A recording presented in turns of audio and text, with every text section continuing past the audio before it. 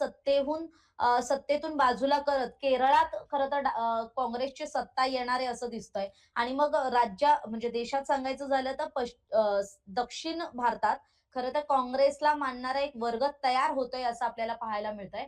कारण कर्नाटकात काँग्रेसचं सरकार आहे. हिमाचल प्रदेश नॉर्थ साइडला तिथे एक काँग्रेसचं सरकार आहे. पण जर आपण परत साउथ इंडियामध्ये गेलो तर तेलंगणामध्ये काँग्रेसचं सरकार आहे. आणि आता खरं तर पश्चिम बंगालमध्ये जिथे वाट आपली 5 जागांपुढेही जाऊ शकत नसलेलं काँग्रेस, हे मात्र केरळामध्ये आपली सत्ता स्थापन करण्याच्या दिशेनं वाटचाल करतंय. जवळपास 88 जागांवर केरळात काँग्रेसनं आघाडी मिळवलेली आहे. काँग्रेस प्लस यूडीएफ अशी तिथली जी स्थानिक आघाडी आहे, त्यामध्ये खरं तर 88 जागांवर काँग्रेसची आघाडी आहे. तर डावे मात्र अजूनही 50 पर्यंतही जाऊ शकलेले नाहीयेत. 49 जागांवर डाव्यांचे जे विद्यमान सत्ताधारी आहेत, त्या पक्षाची खरं तर तिथे आघाडी पाहायला मिळते.